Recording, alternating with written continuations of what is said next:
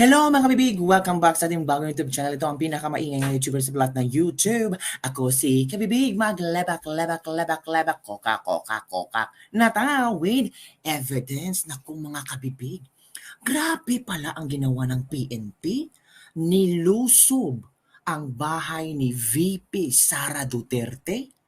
Anong purpose nila? What is their point?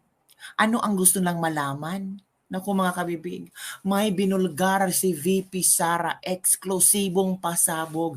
At dito natin malalaman kung talagang mapagkatiwalaan pa ba ang PNP. Uy, naku, bakit nyo pinush si VP Sara para ipagsalitaan or magsalita siya tungkol sa kung ano ang ginawa nyo sa kanya?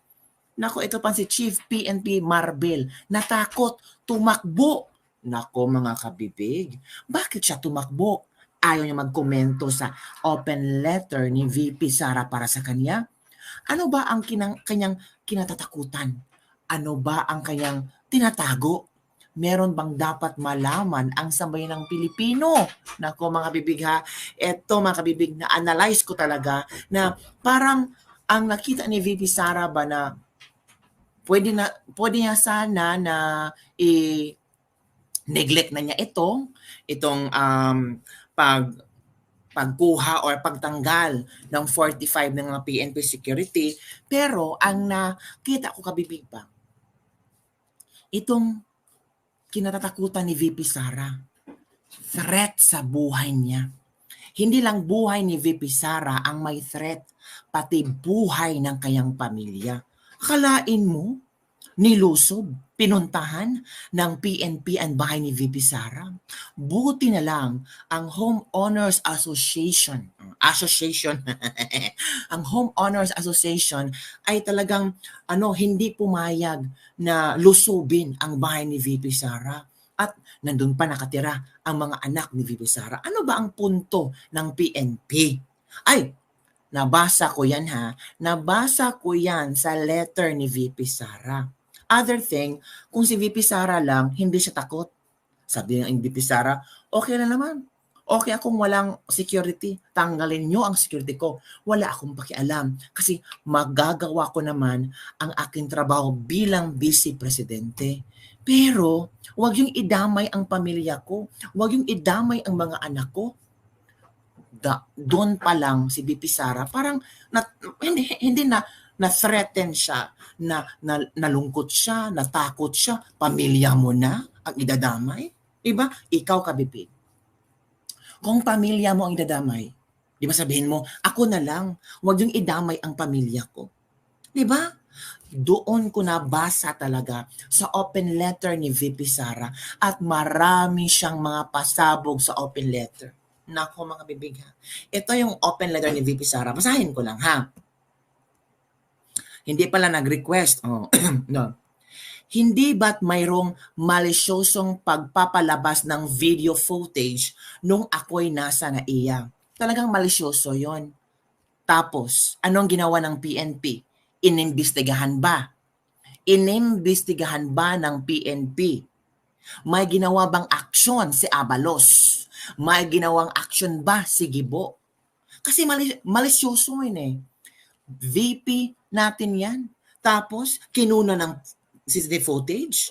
Tapos, on leave ang VP natin. Sino kayang tanga na lalo na't marami ang galit kay VP Sara? Diba? At kasama ang kanyang pamilya.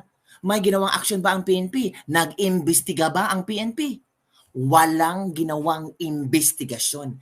Hinayaan lang nila na pag-usapan na maraming tao. Hinayaan nila na maraming magbabash kay VP Sara. Pero behind that, ano ang nanganib? Ang buhay ni VP Sara. Hello ka baby from Cel Bueset. Ano na yung pangalan mo day? Cel Bueset na lagi ang pangalan mo day. Di ba mga kabibig? Kaya question ni VP Sara. Question talaga ni VP. Okay lang, Idol, my karma. Good afternoon, Rolando Manlangit. Maghihintay lang ba tayo ng karma? Diba? Itong mga tao ito makakaroon ng karma. Kailan? Diba? Ang gusto ni VP Inday, aksyonan. Kung inaksyonan nyo ang di umano'y video ni BBM o na-mention yan ni VP Sara, yung cocaine video ni BBM. Pero bakit hindi nyo inaksyonan yung nagpalabas ng video footage ni VP Sara Sanaiya? Malisyosong pagpapalabas. Di ba dapat investigahan niyo? Kasi the second highest official ng ating bansa ay isang vice presidente. Pero bakit walang aksyon ang PNP? Bakit hindi nila inimbestigahan? Bakit hindi pinatawag ang NAIA personnel? Bakit hindi inimbestigahan kung sino ang naglabas ng footage? Diba? Oh. Kung kayo gusto yung imbestigahan yung polvoron video ni BBM daw di umano, dapat maging fair kayo. Imbestigahan din ninyo kung sinong NAIA personnel o kung sino man ang naglabas sa CCTV photo or video ni VP Sara paalis ng bansa. Kasi, diba? On leave siya private yan pero pinalabas. Kuha sa isang lugar kung saan pawang mga empleyado lang lamang ng paliparan at piling mga tao ang maaring nandun. Hindi na baling ako. Ngunit nakuha at naisapubliko rin sa naturang video ang aking asawa at mga minor de edad na anak na naging isang malaking banta sa kanilang seguridad. Yung ibang tao kasi, ang pag-intindi nila ay ang OA ni VP Sara. OA na OA, video lang, galit na galit siya. What if mangyari yan sa'yo? Alam mo naman, ex-vice chairman si VP Sara ng NTF-ELCAC, maraming mga rebels ang galit sa kanya. Diba? Kung for example, may magtangka sa buhay ni VP Sara sa Germany, sino mananagot? Sino? Sabihin nyo, ay walang managot o tanga ka. Tanga ka. Hinayaan mo talaga na ibalandara sa mga website ang pagmumukha ni VP Sara at ang kanyang pamilya. Kasi presidente ng Pilipinas. Kayo nga nag-imbestiga kayo sa polvoron video. At itong si VP Sara, hindi nyo pinaimbestigahan. Dinedma nyo lang. On the other way around, 3 times ka nagpa-interview, sabi ni VP Sara, okay lang kung one time siya nagpa-interview, pero 3 beses kang nagpa-interview. Diba? Parang naramdaman ni VP Sara, this is so unfair. Diba? Nanganganib ang buhay ng pamilya ko. Anong mas mahalaga ngayon? Yung video ni BBM o itong kapakanan or pagpapanganib sa buhay ko? Diba? O dapat imbestigahan talaga yan, pero walang ginawa. Tahimik lang sila. Ang tanong, sino ang nagpalabas? Kung talagang concerned sila sa national security ng ating bansa, lalo na sa ating vice presidente, may ginawang action ba ang PNP? Wala. Diba? Bukod pa dito mga kabibig, ito pa ang binahagi ni VP Sara. Kamakailan lang ay nagtungo rin ang mga operatiba ng PNP sa lugar kung saan ako nakatira upang mag-casing. Nako, pilit pang inaalam kung nasaan mismo ang bahay na inuupahan ko. Bakit? Anong point nyo? Privacy. Oo, vice-presidente natin siya. Pero pag uwi niya sa kanyang pamilya, Sara Duterte siya. Ina siya. Asawa siya. Tapos inalam nyo kung ito ba ay totoong bahay ni VP Sara. What's the point? Diba? Merong bang inilabas na ang tawag dito, utos na dapat alamin nyo kung nasaan nakatira si VP Sara? Dapat alamin nyo kung ano ang mga galaw ni VP Sara? Dapat alamin nyo kung anong oras siya aalis? Kung sino ang mga bantay sa kanyang mga anak? Kung anong oras darating ang kanyang mga anak? Merong bang ganon nangyari PNP? Kasi yun ang tinatanong ni VP Sara. Kasi sinabi niya talaga dito na pilit pang inaalam kung nasaan mismo ang bahay na inuupahan ko. Bahay kung saan rin nakatira ang aking mga anak. Kung hindi ito napigilan ng mga nagmamagandang loob na opisyal ng Homeowners Association, hindi ko na alam kung ano pa ang maaaring mangyari. See?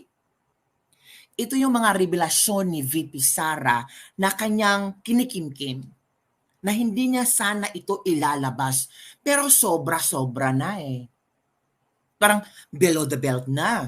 Parang iba na ang mga motibo nyo. Parang ano to, threat? Political harassment? The question is, bakit nyo hinaharas ang VP? Sino ang nag-utos? PNP Chief Marbel. Ano ba ang ibig sabihin ng threat sa'yo, Marbel? Ang banta ba ay maaari lamang magmula sa mga external elements? O see? External elements lang ba ang banta? Baka nasa internal din ang banta sa buhay ni VP Sara. Hindi na ba threat kung ang harassment ay nanggagaling mismo sa mga tauhan ng gobyerno? Nako. Di ba? Di ba? Hindi ba matatawag na threat kung nasa tauhan ng gobyerno ang gumagawa ng mga hakbang na ito? Paano ito sasagutin ni Marbel? Kasi akala niya, VP Sara tahimik lang, hindi magre-react, kasi ayaw mabash. Hindi. Handang-handa na si VP Sara sa kung anong ibabato nyo. Pero wag nyo lang kutsain ang kayang anak, ang kayang pamilya. Pati mga bata na nadamay na, yes po. Pati mga bata na nadamay na. Sino bang tanga? Sino bang may saktong pag-iisip-isip na pumunta ka sa lugar kung saan nakatira si VP Sara, nagkaroon ng PNP casing, nagtanong-tanong kayo sa mga tao doong nakatira kung nasaan ba ang bahay ni VP Sara dito. Maganda ba yon? O kayo, anong mararamdaman mo? Ikaw, anong mararamdaman mo na may nagtanong-tanong ng mga PNP kung nasaan ka nakatira? Di ba mararatol ka? Di ba? Tapos, doon nakatira ang mga bata ni Big Sara. Ibang usapan yan, kabibig. Pag pamilya na ang pakikialam, tama lang yan. Tama talaga, pero yung iba hindi nakaintindi. Sabi lang, kaartihan lang daw ni VP Sara. What if mangyari sa inyo yan? Kaartihan ba yan? Na pati pamilya mo? Kaartihan na ba na didepensahan mo ang pamilya mo? Kaartihan na ba na magre-react ka sa ginawa ng PNP sa'yo? Artihan na ba yan? Siyempre natakot si VP Sara. Lalo na yung 45 na police ay pinull out. 45 or 75 ang pinull out. So for example, susugurin si VP Sara. Tapos sabihin lang na pasabugin ang bahay niya. Tapos sabihin lang na emergency or something. Bigyan ng istorya, mali-mali istorya. Diba? Oo nga. Naging praning si VP Sara, hindi sa sarili niya, kundi para sa pamilya niya. And I think all of us, praning talaga, pag pamilya na ang pag-uusapan, walang normal na tao na hindi maprapraning pag pamilya na ang pag-uusapan. Di ba mga kabibig? Ito pa. Isa pa, sinasabi mong walang threat, pero pwede bang mag-request na dagdag ng personnel? Ano ba talaga? Ito pa ha. Sabi ni VP Sara, magpapadala siya ng letter kasi ibabalik niya ang natitirang mga pulis na bantay sa kanya. Ano kaya isasagot ni Kasi sinimulan niyo ang gulo. Tatapusin ni VP Sara. Kasi pinull out nyo na yung mga PNP niya, yung mga security niya, i-pull out na lahat. Diba? Ito kasi ang malinaw. Ang saklaw ng relief order ay mga tauhan ng PNP na merong trust and confidence ko. Yung mga tinatanggal, yung mga PNP na ilang taon na nagsiservisyo kay VP Sara. Ang security ko ay mula noong 2007. Yun ang mga tinanggal ni Marbel. Yung mga ilang taong nagserbisyo, naging security ni VP Sara, yun talaga ang tinanggal ni Marbel.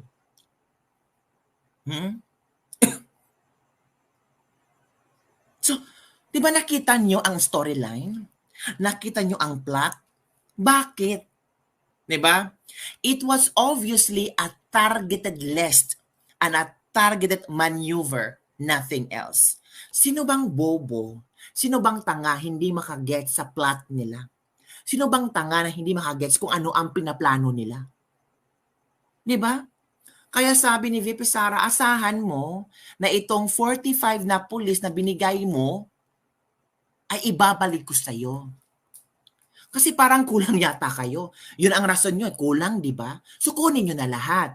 At least makakatulong na sugpuin ang droga at krimen. Kasi ang mga tao nananatiling takot na lumabas sa kanilang mga bahay.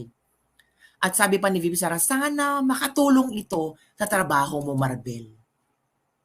May punto naman si VP Sara. Di ba? May punto talaga si VP Sara. Oh. Ang sabi ni VP Sara, 3 times mo nang binanggit ang pangalan ko. 3 times ka nang nagpa-interview at hindi ko naintindihan kung bakit ginagamit yung dinadala yung pangalan ko na parang mali yata ako, mali ang VP. Later on, nalaman namin na puro pala kasinungalingan ang nilabas ni Marbel. Diba? Ito ha, sa isang panayam, tinanong si Chief PNP Marbel kung ano ang kayang masasabi na sinabi ni VP Sara, this is political harassment.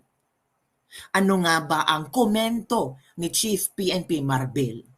Diba? O, manood tayo ng video ha. Ipapanood ko sa inyo kung meron bang komento si Chief PNP Marbel, mga kabibi. Hanapin ko muna yung video ha. Kung saan talagang ano bang nangyari kay Marbel. O ito mga kabibig, merong video nga ng matapang si Marbel, di ba? So, I think Marbel can able to reply. Can able to reply to VP Sara, di ba? Lalo nagparating na si VP Sara. Ano kaya ang dala ni VP Sara? Ito mga kabibig ha, pagbawi ng PNP Police Security Escort political harassment from VP Sara. Ano kaya ang sagot ni Chief PNP Marbel? Ito mga kabibig. Sir, totoo ba sir nagbigay kayo ng request kasi sabi niya hindi daw kayo nag-request? Sir, any comment lang po? Any comment lang sir? Dumalo sa channel. May comment ba siya? Di ba ang tatapang nila magsalita, di ba? Sir, totoo ba sir nagbigay kayo ng request kasi sabi niya hindi daw kayo nag-request? No comment. Di ba? Di ba ang tatapang yun na papa-interview na kayo sa media? Di ba? Pero bakit wala na kayong komento dito? Kasi nabulgar na. Nabulgar na lahat. Nabulgar na kung ano ang totoong nangyari. Nabulgar na ang kasinungalingan. Nabulgar na ang buhol-buhol na pinapalabas niyong istorya. 'Di ba? Paano 'yan? Paano niyo sasagutin si VP Sara? Paano niyo paninindigan ang kasinungalingan niyo? 'Di ba? Yan ang malaking problema ngayon. Kung hindi nyo panandigan yung mga sinasabi nyo na nag-request kayo pero walang natanggap si VP Sara. Sabi pa ni VP Sara, para walang gulo, sige sumunod na lang tayo. Pinagbigyan kayo ni VP Sara kahit walang request. Tapos may marami pa kayong nilalabas na istorya at komento kay VP Sara. Profiling and casing, ginagawa nilang peligroso yan. Wala silang masasabi kasi mali sila. O diba? Kung hindi pa nagsalita si VP Sara na ganito pala ang nangyari sa buhay niya, parang confident tayo na safe si VP Sara, no? confident tayo na safe si VP Sara. Alam niyo kung ano ang nag-trigger kay VP Sara, bakit siya nagsalita ngayon? Bakit ilang page ba? 4 na page, di ba? 4 na page. Ang talagang first time. This is first time, mga kabibig, na sobrang taas ng letter ni VP Sara. Sometimes nga 1 page lang, pero konti lang yung content doon. Pero ngayon, 4 na page. At doon binahagi ni VP Sara lahat. lahat ng pag-aabuso, lahat ng kasinungalingan, lahat ng takot ni VP Sara para sa kanyang pamilya. So ngayon, dapat ba itong imbestigahan? Ano kayang masasabi ni Pangulong Bongbong Marcos dito? No comment? Bakit? Ilang araw lang, sira na ang mga plano nyo? Ilang araw lang, pasabog ulit si VP Sara. Oo, hinintay lang ni VP Sara na everything will calm down. Kasi nirespeto niya na ang Pilipinas ay nagkaroon ng baha, marami ang dapat tulungan. Hindi siya nagsalita. Hindi nagsalita si VP Sara. Hinintay niya na everything went down, everything is on the proper time. Ngayon na ang time para sabihin ni VP Sara ang katotohanan. And VP Sara is really knows where to speak up, where to stand. Di ba? Mga kabibig. And I really have high respect for VP Sara kasi hindi siya sumapaw sa nangyayari sa bansa. Hindi siya naging paepal. 'Di ba? Na, oy, kailangan ako, pansinin ako, ganon. Sabi pa ni VP Sara sa kanyang letter, nagsimula itong mga nangyayari sa akin after ako nag-resign as DepEd Secretary. Tapos, after siya nag-comment about sa SONA, alam nyo kabibig, grabe ang komento ni VP Sara about sa SONA. As in, matatawa ka, masasya ka pala na ito ang kanyang komento sa SONA. Pagkatapos kong inihambing ang SONA sa isang catastrophic event. Grabe ha, catastrophic event ang paghambing ni VP Sara sa SONA ni BBM. Anong catastrophic event? Ano bang ibig sabihin ng catastrophic event? Yung magulong-magulo. Yung parang ang tawag dito, parang nagkaroon ng malaking dilubyo. Dilubyo ang SONA. So, ganun mga kabibig. Akala nyo kasi si VP Sara hindi nagmamasid. Akala nyo kasi okay lang sa kanya. Kaya nga hindi siya nag-attend sa SONA kasi dilobyo ang SONA. Totoo nga dilobyo ang SONA. Ang nangyari? After few days, ano nangyari?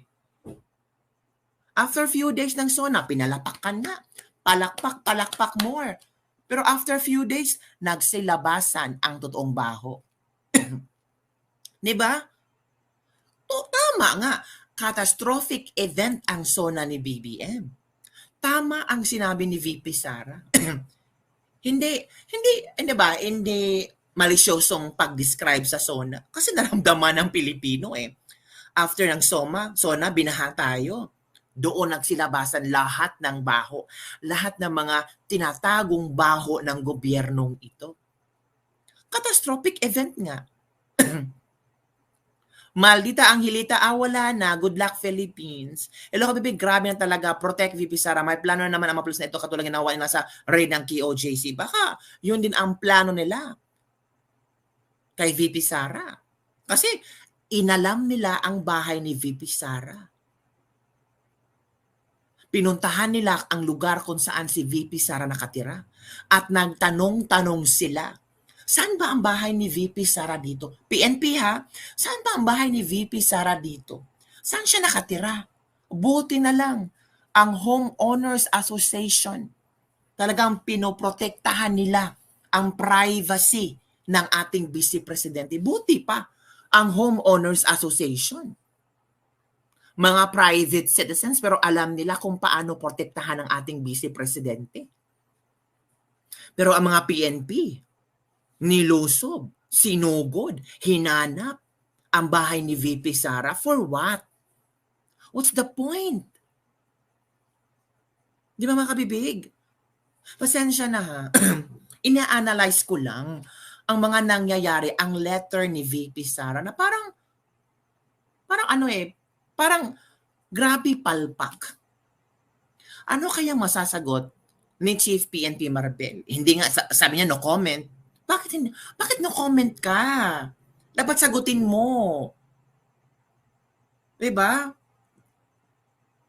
Ito si Pahardo din, no comment. Bakit? Kasi nalaman ng sabi ng Pilipino na nagsisinungaling kayo, na pinaikot-ikot nyo lang ang mga Pilipino, na akala nyo madaling mauto ang mga Pilipino sa statement nyo? Hindi. So for example, sino ang paniniwalaan namin? Si VP Sara, na 4 pages, nilirawan niya ang nangyari sa buhay niya, o kayo, na ang tanging rason nyo lang ay kulang ng pulis ang NCR. Kaya pinulat nyo ang security ni VP Sara. Di ba napaka gaan lang nga rason. Parang hindi masyadong mabigat na rason ang ginawa nyo. Boss Kabibi, good evening ko PM sa imo Romantic Moon. Salamat. Additionally, salamat. Mga walang utang na loob dahil kay VFW matas ang sahod nyo, walang kaso. Hello Kabibi, good evening from Juliet BMR10. Hello. Thank you for watching mga Kabibi. And don't forget to like, subscribe, and share this video. Kaya nga, si Chief PNP Maribel natakot. Tumakbo. Hindi nag-comment. Diba? Halerky mga Kabibi. Kung talagang matapang siya, kaya mong ang tawag dito, kaya mo talagang harapin si VP Sara. Diba? Sabi ni Orlando De Leon, why don't you instead remove all your security personnel from the crocodiles in Congress? Those crocodiles don't need protection. They are the number one threat to the country and the people. This is a call to remove all police protection to crocodiles in Congress. Thieves are well protected in this country. No wonder they protect their own. Hala. Sabi ni Orlando De Leon, retired Brigadier General. I-share ko sa inyo ha. Para baka sabihin nyo sa akin na gawa-gawa lang ako. Ito ang sinabi niya. Share nyo na. Sabi ni Roland, sabi niya, bihin nyo, basahin nyo mga kabibig. Bakit hindi nyo ni-remove ang mga personal security ng mga Congress? Dapat sana, lahat. Diba? Those crocodiles don't need protection. They are the number one threat to the country and the people. Thieves are well protected in this country. No wonder they protect their own. From Orlando De Leon, retired Brigadier General. Yan mga kabibig ha. Diba? So ano masasabi nyo dito? Sino bang kawawa? Ngayon sa mga sinabi ni VP Sara mga kabibig. Sa shinare ni VP Sara, saan kayo mananiwala? Kay PNP Chief Maribel or kay VP Sara Duterte? Gusto kong malaman ang mga komento niyo mga kabibig. Kung sino ang pinaniniwalaan niyo, kung sino ang merong balidong rason, balidong at konkretong impormasyon. No comment like BBM style and the issues goes away. Iisa lang ang mastermind dyan from Renato Tan. Nako Renato, sino ba ang mastermind? Nanandya yan, magtanong sa mga kapitbahay to sow fear. Oh wow, takot talaga no? Nakakatakot talaga kay BP Sara. Hello sa lahat na nanood ngayon. Salamat sa panonood. Ano mga kabibig? Ano ang iyong komento tungkol dito? Diba? Nakakatakot lang, no? Isipin na ito pala ang ginagawa nila kay VP Sara. Na ang tanging ginawa lang niya ay maglingkod.